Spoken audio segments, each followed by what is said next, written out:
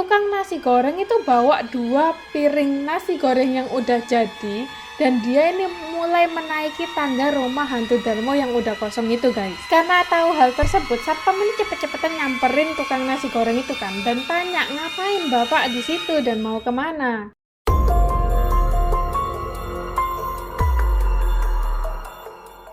Hai guys, kembali lagi kita, dan di sini aku mau membawakan tema horor di storytelling aku. Karena aku tinggal di Surabaya ya, jadi cerita horor yang bakal aku bawain buat kalian yaitu Rumah Hantu Darmo. Rumah Hantu Darmo ini ceritanya bener-bener terkenal banget di seluruh Indonesia, sampai gak sedikit orang yang berkunjung ke Surabaya itu pasti nyariin di mana sih tempatnya Rumah Hantu Darmo ini. Jadi Rumah Hantu Darmo ini terletak di Jalan Puncak Permai 2 nomor 26 Sukomanunggal, Surabaya. Udah lengkap ya guys, jadi yang mau berkunjung ya silakan. Awalnya rumah ini ya rumah mewah biasa dengan total luas bangunan 1.500 meter persegi, dan bangunan ini udah berdiri sejak tahun 80-an. Rumah ini bener-bener dibilang mewah, sampai ketika terbengkalai pun rumah ini dapat julukan rumah hantu elit atau rumah hantu termahal di Indonesia. Jadi kemungkinan hantu-hantu yang tinggal di sini juga hantu-hantu elit guys, karena hantu kan nempatin tempat kosong juga seleksi kan, nggak semuanya bisa kan. Banyak banget versi cerita mengenai sejarah dan hal-hal lainnya tentang rumah hantu Darmo ini guys. Jadi rumah ini dulunya dihuni oleh keluarga William dengan total anggota keluarga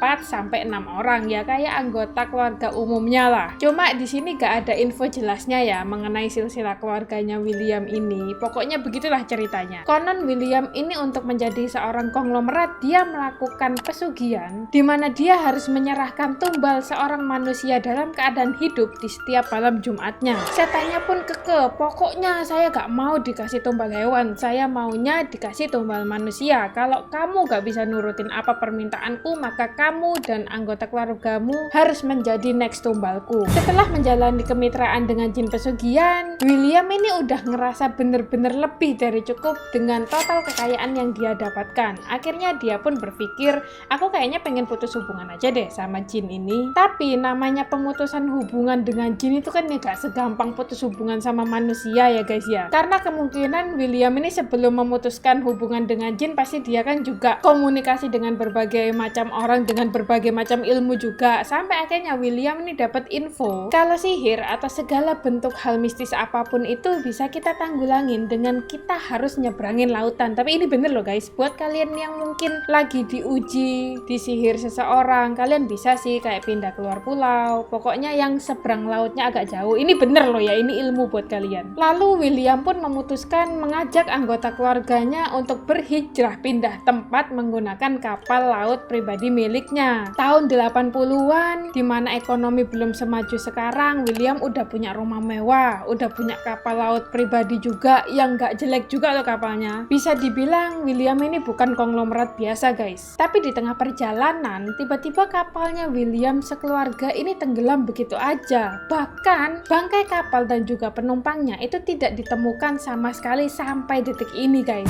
Mungkin kapalnya udah jadi kapal Flying Dutchman. Dengan berakhirnya masa hidup William, banyak banget cerita yang beredar di masyarakat mengenai rumah mewah William yang ditinggalkan. Sebelum William dan keluarga pergi meninggalkan rumah mewahnya itu, William ini beralasan dengan 2 asisten rumah tangganya kalau dia itu hendak pergi liburan. Jadi 2 asisten rumah tangganya ini stay di rumah dan jaga rumah ya, layaknya asisten rumah tangga biasanya gimana sih guys. Setelah menempati rumah William yang segitu gedenya dan cuma 2 orang, 2 asisten rumah tangganya William nih ditemukan tewas di dalam bangunan secara ganjil, dan muncul rumor kalau 2 asisten rumah tangganya William ini sengaja William persembahkan kepada jin pesugihannya untuk yang terakhir kalinya guys. Ada juga versi selanjutnya di mana katanya si William ini ninggalin seorang bayi dari keturunannya William juga, dititipinlah ke pembantunya. Jadi di rumah ini cuma ada 2 orang ya guys, si bayi sama si pembantunya yang mengasuh bayi itu. Dan kabarnya sampai sekarang bayi dan pembantunya itu selamat dan masih hidup, karena di rumah William ini, tepatnya di setiap malam Jumat Kliwon, ada seorang cewek yang selalu ngunjungin rumahnya William, menaburkan bunga, tapi dia itu naburinya gak nabur sendiri guys, melainkan nyuruh satpam komplek. Jadi dianya itu gak turun dari mobil, mobil. Ya kalaupun kemungkinan cewek ini bener-bener salah satu keturunan William dulu, mungkin dia maksudnya mengenang ya, karena jasadnya William dan anggota keluarga lainnya ini kan tidak ditemukan, jadi dia sekedar menghormati. Ada versi lainnya yang mengatakan setelah rumah ini kosong, rumah ini itu sempat disewakan ke sebuah keluarga kecil juga, dan seluruh anggota keluarganya itu tewas ketika perampok masuk ke dalam rumahnya. Makanya sampai sekarang nggak ada yang berani nempatin rumah itu, karena mereka ini percaya siapapun yang nempatin rumah itu bakalan terkena kutukannya juga. Balik lagi ya, hal-hal beginian ini kan belum pasti kebenarannya gimana, bisa aja kan orang yang nambah-nambahin cerita juga. Ketambah bangunan ini kan terbengkalai sejak tahun 1988, jadi sampai sekarang ini gak nemu, bener-bener gak tahu informasi clearnya gimana. Pemerintah juga gak berani nyenggol bangunan ini, takutnya nanti kalau pemerintah berani nyenggol, berani ngambrukin terus nempatin bangunan ini kan nanti ada salah satu keluarga William yang mengklaim gimana. Warga sekitar komplek maupun pengendara motor yang hanya melintas di komplek tersebut itu banyak banget yang bikin pengakuan kalau mereka itu sering mendengarkan suara ketawa, suara nangis, dan itu selalu terjadi di malam hari. Ada cerita legend juga nih, sampai bener-bener orang itu mengaitkan cerita rumah hantu Darmo itu pasti melekat dengan ceritanya tukang nasi goreng. Jadi dulu satpam perumahan komplek Darmo ini pernah bercerita kalau dia ini pernah tahu tukang nasi goreng itu bawa 2 piring nasi goreng yang udah jadi, dan dia ini mulai menaiki tangga rumah hantu Darmo yang udah kosong itu guys. Karena tahu hal tersebut, satpam ini cepet-cepetan nyamperin tukang nasi goreng itu kan, dan tanya ngapain bapak di situ dan mau kemana. Setelah diajak ngobrol satpam, seketika tukang nasi goreng itu sadar, loh kok rumah yang mau aku samperin kok jadi rumah kosong dan gelap. Padahal menurut pengakuan tukang nasi goreng, tadinya dia itu dipanggil seorang wanita dari rumah ini, dan rumah ini tuh dalam keadaan normal bahkan bersih layaknya unit-unit lain di komplek tersebut guys. Emang dasar ya setan itu ya, gak ada kasihannya. Masalahnya loh guys, 2 porsi nasi goreng ini kan jadi terbuang percuma kan. Ketambah katanya tukang nasi goreng, cewek ini tuh pesennya 7 porsi. Nah kalau 7 porsi udah jadi semua terus gimana? Dibagiin ke satpam komplek juga kebanyakan, orang itu malam hari. Makanya dari cerita ini kalian jangan takut sama setan ya. Kalau tahu setan kita gebukin aja bareng. By the way, promosi sedikit, Mumun Pocong lagi di remake guys. Siapa nih yang tertarik buat nonton? Abis menurutku film ini legend banget ya, dimana kita dengan santainya ganti channel TV dan seketika kita tuh tahu mukanya Mumun atau Jepri lagi di zoom. Jadi kita tuh tahu matanya itu waktu hijau atau merah ke zoom di layar guys. Nah kok jadi bahas Mumun remake ya? Kita lanjut ke cerita rumah hantu Darmo ya. Sejak terbengkalai, rumah hantu Darmo ini banyak banget dikunjungi orang dengan berbagai alasan. Ada yang mau explore, ada yang mau uji nyali, bahkan ada yang jadiin rumah ini tempat maksiat, dibuat ngumpul bareng teman-teman, dibuat ngedrugs,